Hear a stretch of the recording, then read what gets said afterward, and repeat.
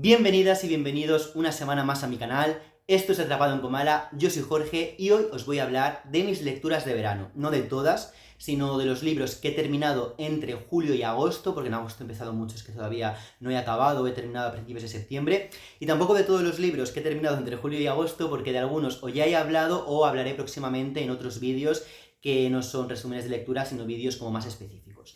Pero antes me vais a permitir, en un minuto, no os voy a quitar más tiempo, que haga un anuncio porque, un anuncio que además me hace muchísima ilusión, y es que el día 10 de octubre, personas que viváis en Madrid, apuntad esta fecha, el día 10 de octubre voy a moderar un club de lectura en la librería Altamarea, cae en viernes, por cierto, y vamos a leer y vamos a comentar y vamos a debatir sobre un libro que me encanta, que es El Cordero Carnívoro de Agustín Gómez Arcos. Sabéis, las personas que seguís este canal, que es un libro súper especial para mí, porque, fue mi mejor lectura del año pasado, del año 2024, y además fue el primer libro que yo reseñé en este canal, así que es un libro al que le tengo muchísimo cariño y además me voló la cabeza, me fascinó. Me hizo amar y obsesionarme con este escritor llamado Agustín Gómez Arcos. Entonces, todas las personas que viváis en Madrid o que tengáis la posibilidad de asistir, como digo, en la librería Altamarea, quien no la ubique, está por el barrio de Delicias, entre Legazpi y Embajadores, a 5 minutos andando del Matadero, cuesta 5 euros y os podéis apuntar, pues, escribiendo por correo a la librería Altamarea, que os dejaré abajo en la cajita de descripción el email, o por WhatsApp, también podéis escribir un WhatsApp al número de la librería, que también os lo dejaré en la cajita de información, y si no, me podéis escribir directamente a mí, por correo, por Instagram o por donde queráis, y os apunto que hay plazas limitadas, así que si os interesa, si aún no habéis leído este libro, o queréis releerlo, o no queréis releerlo, pero ya lo habéis leído, os ha gustado mucho, y queréis estar en un lugar donde se va a comentar, ¿no?, todos los aspectos posibles de este libro, de verdad que os animo muchísimo, muchísimo, muchísimo a que os apuntéis. Ya está, perdón por esta publicidad que he metido en la introducción. Ahora ya sí, no voy a decir nada más, ya vamos a empezar con mis lecturas de este verano. Vale, el primer libro del que os voy a hablar, Fahrenheit 451 de Ray Bradbury, que es una novela del año 1953 y una de las grandes novelas distópicas del siglo XX, junto con 1984 y Un Mundo Feliz, ¿no?, que son libros que tengo que reconocer que aún no he leído. Los tengo relativamente pendientes, lo que significa que probablemente los lea en algún momento, pero que no me voy a poner mañana con ellos. Pero bueno, sí que quería empezar por Fahrenheit, porque de este autor, de Ray Bradbury, ya había leído un libro, Crónicas Marcianas, que de hecho lo he leído 2 veces y es un libro que me encanta. Es probablemente mi libro favorito de ciencia ficción, que no es un género que yo haya leído, hay muchísimos, o sea que tampoco tengo muchos para elegir mi favorito, pero probablemente si tuviese que elegir uno, mi favorito sería Crónicas Marcianas. Entonces, pues este libro lo tengo comprado, yo creo que desde hace 8 o 9 años, aún no lo había leído, este verano por fin le ha llegado su oportunidad. Yo creo que el argumento de Fahrenheit es de sobra conocido por todos, ¿no? El universo distópico, el mundo distópico que Bradbury nos presenta en esta novela, es una sociedad futura en la que los libros están prohibidos. ¿Por qué? Bueno, pues porque leer incita a que reflexiones, ¿no?, que te replantees cosas de la sociedad, del mundo en el que vives, incita al pensamiento crítico, básicamente, y la reflexión profunda y el pensamiento crítico, pues, pueden generar inconformidad, pueden generar, conflictos, ¿no? Y esto, pues, puede conducir a la infelicidad. La idea de base es que solamente siendo rematadamente estúpidos e ignorantes podemos llegar a ser felices, porque, pues no nos replanteamos nada, simplemente pues vivimos y ya está. Y el gobierno quiere una sociedad en la que la gente piense, se replanteen cosas y se cuestionen el mundo y por lo tanto también sus directrices. Pues obviamente no, el gobierno quiere una sociedad en la que la gente sea ignorante, no piensen y sean pues ingenuamente felices, ¿no? Que estén completamente anestesiados por un entretenimiento absolutamente vacío, que no genere ningún tipo de debate, ninguna contradicción y pues en definitiva no haga que la gente piense y que la gente se replantee nada de nada. Total, que los libros están censurados y en esta sociedad los bomberos no se dedican a apagar incendios, sino a provocarlos, porque son los encargados de quemar libros, ¿no? O sea, cuando hay un chivatazo, una denuncia, ¿no?, de que tal persona tiene libros en su casa, pues ahí que van los bomberos y básicamente queman esa vivienda. Sin piedad. El protagonista de esta novela es uno de estos bomberos que se llama Montag, pero desde el inicio va a empezar a tener ciertos conflictos con este papel, ¿no?, que cumple en la sociedad como brazo ejecutor de la censura. Y el germen de este despertar de la conciencia de Montag se debe a una conversación al principio que va a tener con una vecina suya, una adolescente que se llama Clarice, como la mejor escritora del mundo mundial, que, bueno, pues es una chica como bastante reflexiva, muy curiosa, un poco excéntrica, que básicamente va a ser la llama, ¿no?, que va a despertar en Montag este, digamos, primer cuestionamiento sobre su papel en la sociedad. Bueno, yendo al grano, a mí esta novela no me ha gustado, o sea, con total sinceridad os digo que no me ha gustado nada. A ver, yo entiendo su importancia, entiendo mucho la importancia y el papel que esta novela ha tenido en su momento, bueno, tuvo en su momento y continúa teniendo. El planteamiento es muy interesante. Los temas que trata me parecen muy importantes y me parecen muy interesantes, pero para mí hay un gran problema en esta novela y ese problema es la verosimilitud, o mejor dicho, la falta de verosimilitud. Esta novela funciona muy bien como alegoría, ¿vale? Pero si pretendes leerla desde un enfoque, desde un punto de vista realista, pues te vas a encontrar con grandes problemas. Por un lado, los personajes. Los personajes son arquetipos, ¿vale? Tenemos pues el arquetipo del héroe que despierta, ¿no?, que es Montag, el protagonista. Luego su esposa es como, digamos, la gran alienada. Luego pues tenemos a Clarice, que es, digamos, esta chispa, ¿no?, que este espíritu libre que de alguna manera sirve como catalizador de la acción, porque a partir de sus conversaciones con ella, Montag, digamos que comienza a despertar, a replantearse cosas, entonces es como quien genera este movimiento. Y luego pues está, digamos, el gran censor, que es el jefe de Montag, un poco que funcionaría como el villano. Luego también hay por ahí un personaje que, digamos, que de alguna manera cumple el papel de sabio, o sea, son personajes muy arquetípicos, muy simbólicos. En fin, yo siento que Bradbury quiere desarrollar pues una serie de ideas, ¿no?, en torno a la censura del pensamiento crítico y utilizar a sus personajes pues como medio, ¿no?, como vehículo para lograrlo, ¿no?, para lograr exponer todas estas ideas que son muy interesantes, pero claro, los personajes no te los crees a los personajes son de cartón, no tienen ningún tipo de profundidad, su papel pues es meramente simbólico y no los percibes ni siquiera como individuos. Por tanto, pues el otro gran problema son los diálogos, porque, claro, son súper forzados, quiero decir, no se están comunicando entre sí individuos desarrollados con profundidad, sino que están dialogando ideas, arquetipos, ¿no? Los diálogos son el medio por el cual, pues, se enfrentan y se contraponen diferentes posturas. Entonces, como digo, me han resultado muy forzados, muy explícitos, es decir, las ideas están flotando en la superficie. Si te pones ahí a bucear no te encuentras nada, porque no hay nada, no hay una segunda lectura,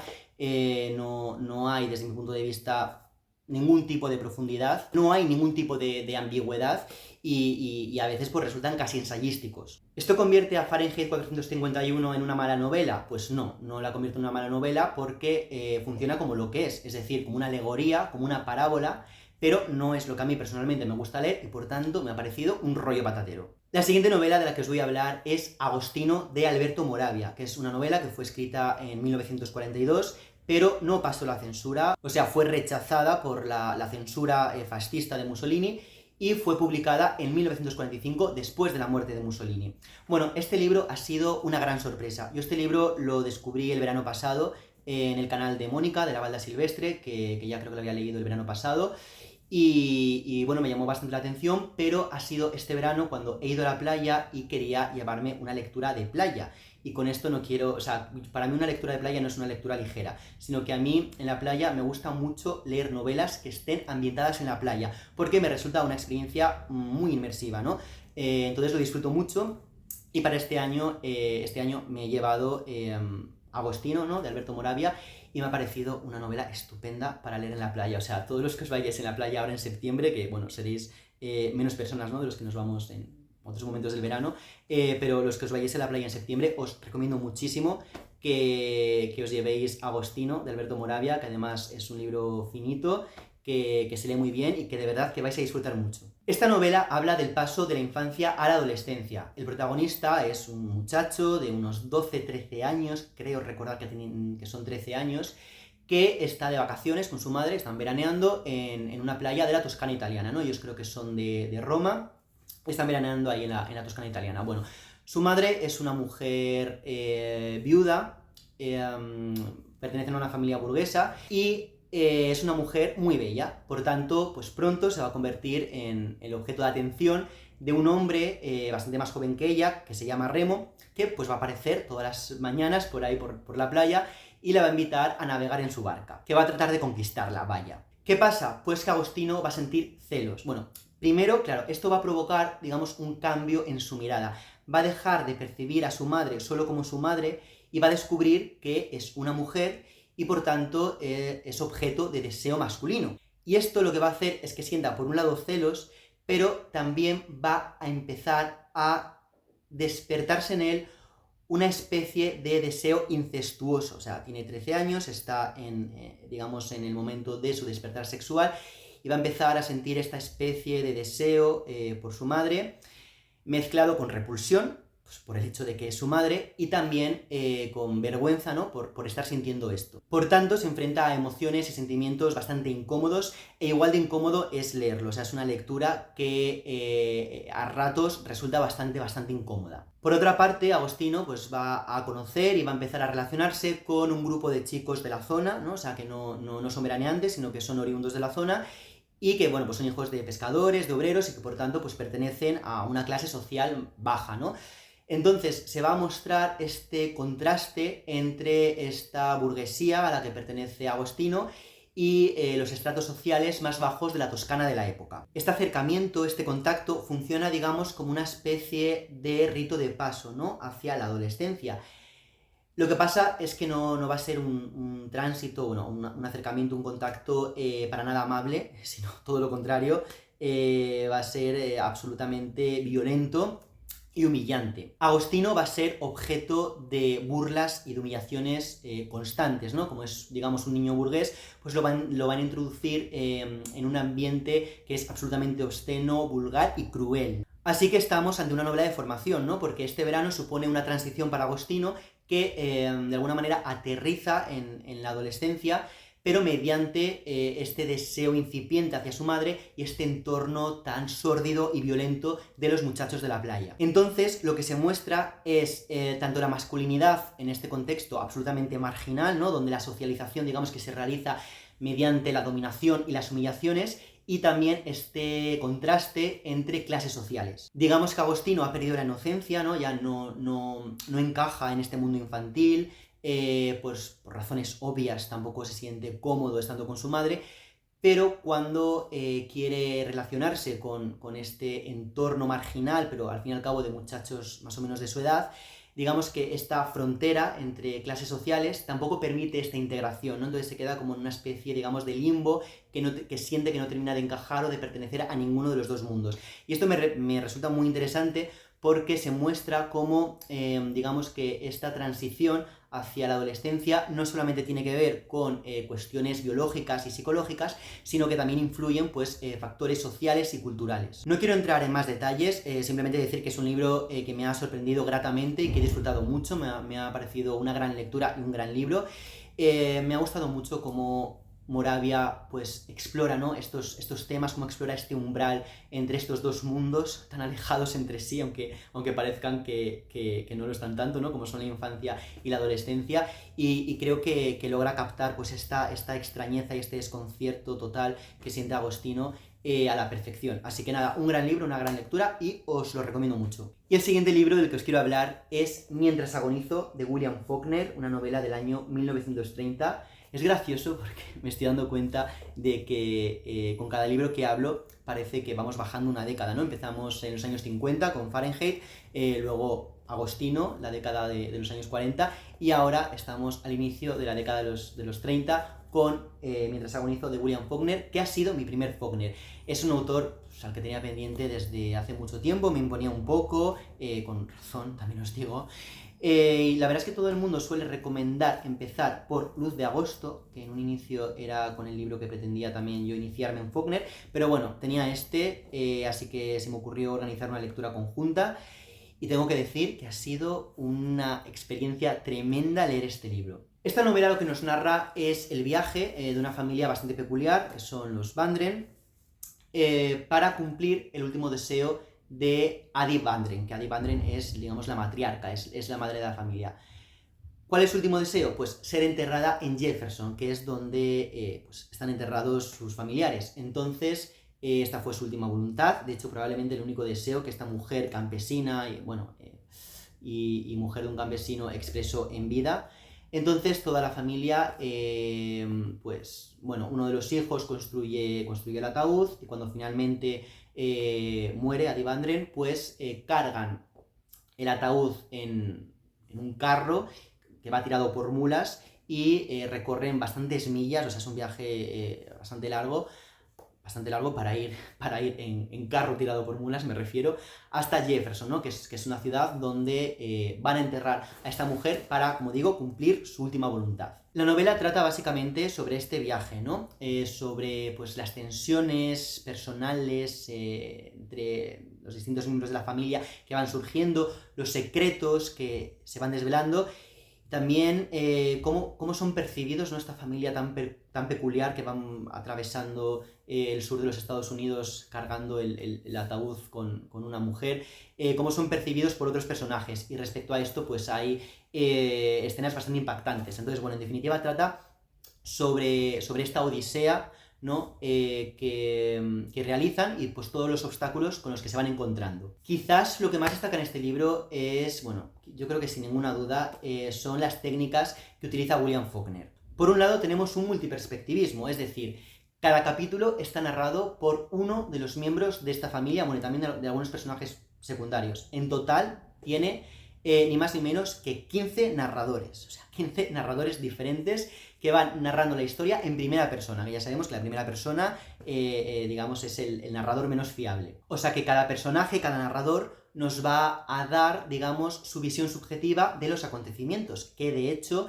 el mismo acontecimiento a veces se narra en capítulos diferentes desde la focalización interna de un personaje diferente. Esto hace que la novela no sea completamente lineal, sino que digamos que avanza hasta cierto punto, y luego quizás pues en el capítulo siguiente lo que hace es retroceder, narrar el mismo hecho, pero desde otro punto de vista, ¿no? Y luego pues quizás sí que siga avanzando un poco hacia otro hecho, pero bueno, que ya como digo, los mismos hechos pues se van narrando desde puntos de vista diferentes, y esto también pone un poco en manifiesto la subjetividad de la realidad, ¿no? Que cada personaje percibe las cosas de manera diferente. Por tanto, nos encontramos con una focalización móvil, que esto es un concepto de narratología que voy a introducir en este vídeo en honor a mi amiga María Luisa, que es una señora que al parecer no le gusta que hable de literatura en un canal de literatura y prefiere pues que me limite a hablar del argumento de los libros y ya, y así me lo ha hecho saber en un comentario. Pero como esto no es un canal de contenido personalizado, pues os cuento que mientras en la focalización fija pues la acción se narra siempre desde el punto de vista o bien del mismo personaje o bien desde el punto de vista de un narrador omnisciente, por el contrario, en la focalización móvil lo que hace es ir saltando de la conciencia de un personaje a la conciencia de otro personaje, pero sin perder, digamos, la continuidad de la acción, ¿no? ¿Y esto qué nos permite? Pues lo que nos permite es explorar los mismos hechos, los mismos acontecimientos desde diferentes ángulos. Además, Faulkner utiliza con frecuencia el flujo de conciencia, que es la técnica modernista por excelencia, que, digamos, lo que nos permite es acceder, ¿no? Entrar directamente en los pensamientos de los personajes, digamos, en bruto, ¿no? O sea, sin ningún tipo de filtro, sin ningún orden lógico. Entonces, pues digamos que la acción se va mezclando con emociones, con recuerdos y con reflexiones. Tengo que decir que hay partes de esta novela que se me han hecho un poco pesadas. Ha habido momentos en los que me ha costado avanzar y en mi opinión hay algunas partes un poco repetitivas. Entonces, esto ha provocado que, bueno, si bien sí que es una lectura que he disfrutado mucho, no me ha encantado. O sea, me ha parecido muy interesante, ¿no? Tanto pues, por los temas que trata, como por estas técnicas, ¿no? que utiliza William Faulkner que he mencionado y me han parecido impresionantes, y también por este retrato tan absolutamente magnífico que realiza de la vida de los campesinos, ¿no? Del sur de los Estados Unidos en los años 20. De verdad que todo esto me ha parecido fabuloso, pero quizás pues eso, no ha sido para mí una lectura de 5 estrellas, quizás sí de 4, pero no de 5, y yo creo sinceramente que lo que me ha faltado es terminar de profundizar bien en ella, ¿no? Porque es una lectura compleja, es decir, yo creo que me ha faltado profundizar más y sacarle más jugo, ¿no? Encontrar más capas, porque yo creo que si leyese algún estudio crítico o volviese a leer la novela ahora, después de esta primera lectura, ya intentando prestar más atención a cosas que se me han ido pasando por alto, pues estoy seguro de que la experiencia mejoraría muchísimo. Aún así, es un gran libro, eso está fuera de toda duda. Y no puedo decir si recomiendo empezar a leer a William Faulkner por este libro, porque es el único que he leído. Pero bueno, creo que no es una... O sea, a pesar de su complejidad, creo que no es una mala puerta de entrada. Contadme en los comentarios si habéis leído a William Faulkner, qué libros suyos habéis leído, cuáles queréis leer, y sobre todo recomendadme a mí, ¿no? Pues por qué libro debería continuar leyendo a Faulkner, porque es un autor al que voy a seguir leyendo seguro. Dejamos ya de bajar décadas, porque la siguiente novela de la que os voy a hablar es Nuestras esposas bajo el mar, de Julia Arnfield, que es una novela del año 2022, o sea, es una novela muy reciente, escrita por una autora muy joven, a la que estoy descubriendo, bueno, a la que he descubierto este verano, y que voy a continuar leyendo, y que es que está siendo realmente un gran descubrimiento.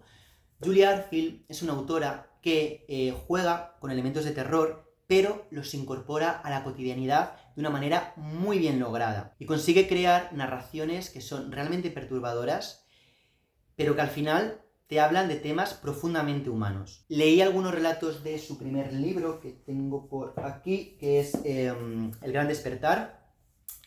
Todavía me quedan bastantes relatos por leer, que yo creo que seguiré leyendo, y yo creo que para final de año habré leído el libro entero, aunque los quiero ir dosificando, pero yo creo que sí me pondré con ellos. Y luego, muy recientemente, pero hace como un par de días, de hecho, creo que ha sido esta semana, Sigilo ha publicado su segunda novela, después de Nuestras esposas bajo el mar, que es la que he leído este verano, que es Ritos privados, que también voy a leer pronto porque tiene una pinta increíble. Bueno, esta novela nos cuenta la historia de un matrimonio.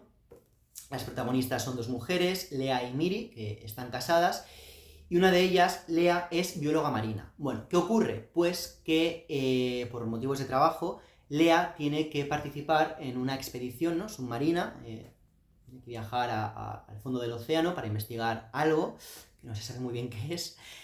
Pero ¿qué ocurre? Bueno, pues que esta expedición en principio tendría que durar 3 semanas, pero se va a ir alargando, y al final va a acabar durando varios meses. Creo recordar que 6. O sea, imaginaros tener que pasar en las profundidades del océano 3 semanas y acabar allí encerrado en un submarino con otras 2 personas durante medio año. Y bueno, pues durante este tiempo, Miri, ¿no?, la esposa de Lea, llama a la empresa en la que trabaja Lea todos los días, continuamente, pero no recibe prácticamente ningún tipo de información.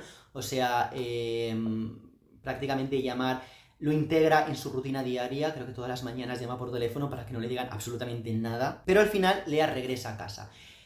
Lo que pasa es que ya no es Lea, o no es la misma Lea, vamos, que está cambiada. Casi no habla, apenas come, y va a empezar a desarrollar un comportamiento muy extraño y muy inquietante. O sea, que va a empezar a hacer cosas que dan un miedo que te cagas. Y todo esto, bueno, pues tiene, digamos, cierta relación con el agua, ¿no? O sea, como que hay algo, parece que algo de lo que Lea ha vivido durante todo este tiempo en las profundidades del océano, pues de alguna manera sigue con ella, ¿no? Luego también hay ciertos cambios, ya no solamente a nivel de comportamiento, sino fisiológicos, ¿no? Diría que son fisiológicos, sí, que acercan a la novela por momentos al body horror. Pero todo esto contado con un tono completamente alejado de lo que uno se puede esperar de una novela de terror, ¿no? Tiene un tono muy, muy delicado, muy melancólico, muy íntimo, ¿no? El ritmo también pues es muy lento, ¿no? No tiene, digamos, grandes dosis de acción.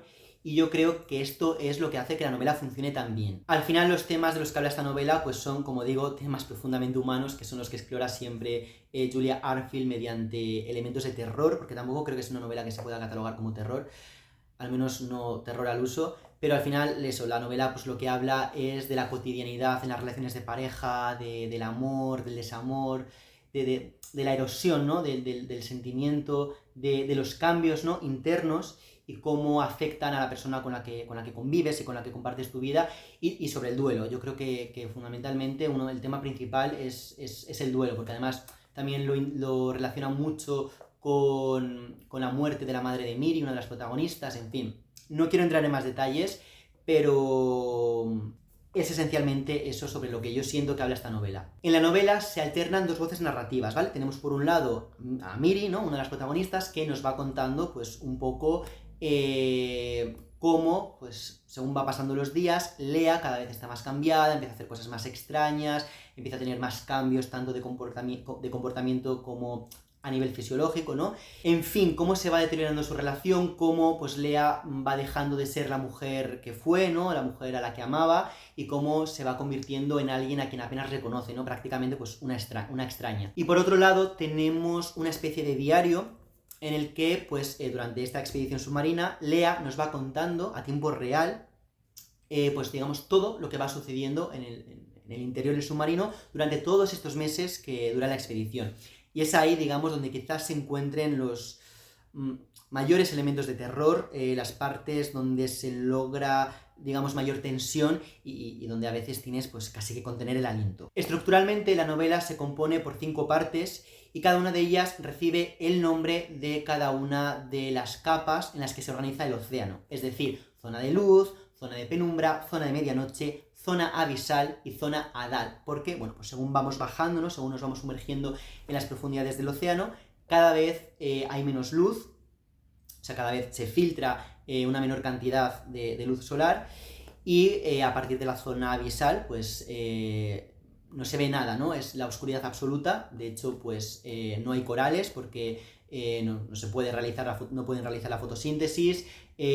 Los animales que viven allí, pues o bien producen luminiscencia, ¿no? O sea, que producen su propia luz, o si no, pues simplemente están adaptados a vivir en la oscuridad total, y de hecho son ciegos. Y además la presión es cada vez más elevada y los animales que viven en las profundidades pues no tienen un esqueleto muy pesado. Todo lo que tiene que ver con la oceanografía en esta novela está muy documentado y a mí me ha flipado, porque una de mis grandes obsesiones desde que soy pequeño es el océano. Yo, uno de los primeros, bueno, no será de los primeros recuerdos, pero uno de los recuerdos que tengo siendo muy pequeño, o sea, yendo al colegio, probablemente a primaria, es pasarme los recreos en la biblioteca del colegio leyendo libros sobre el océano, o sea, de estos ilustrados que te ponen todos los animales que viven en las profundidades del océano, como una descripción sobre cada uno de ellos. Tengo esos recuerdos. O sea, a mí el océano es algo que siempre me ha fascinado, y podría pasarme horas aquí hablando sobre el océano y las profundidades. De hecho, entre la zona abisal y la zona hadal vive mi animal favorito,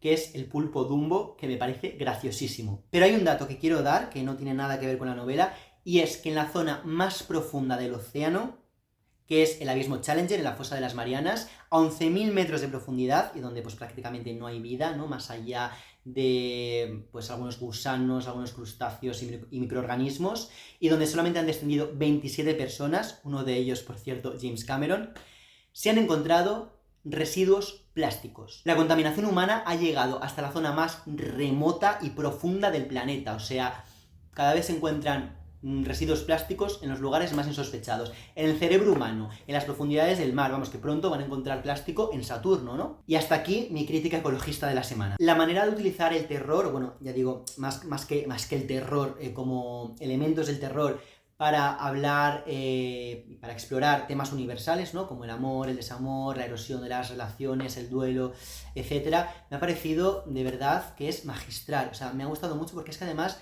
es, como digo, de una manera como muy, muy delicada, muy sutil, pero al mismo tiempo súper perturbadora. Y ya está, estos son todos los libros de los que os quería hablar en este vídeo. Ya digo, no han sido todas mis lecturas de verano.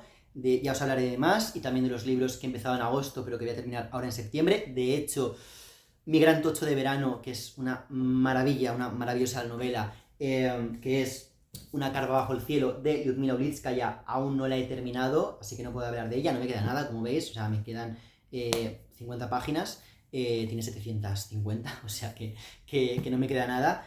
Es una novela que estoy leyendo en lectura conjunta con Mariana, del canal Bonito Libro, Os está gustando muchísimo a los dos, así que seguramente los dos daremos bastante la turra por aquí con este libro, pero bueno, como no lo haya acabado, pues no me queda más remedio que hablaros de este tremendo librazo en un futuro vídeo. Y ahora sí, hasta aquí llega el vídeo de hoy, espero que te haya gustado. Si es así, por favor, te agradecería mucho que me dejes un like, que te suscribas también si no estás suscrito, a mí pues me ayudas un montón a seguir creciendo, y te recuerdo que puedes activar la campanita de notificaciones, ¿no? Para que YouTube pues te notifique cada vez que yo subo un vídeo y así no te lo pierdes de ninguna manera. Y también te recuerdo que tienes mis redes sociales en la cajita de información, a Instagram y a TikTok también subo contenido de vez en cuando, así que de todo lo que no hable aquí, pues hablaré allí. Y nada más, que de nuevo muchísimas gracias por haber llegado hasta aquí, que nos vemos en el próximo vídeo. Adiós.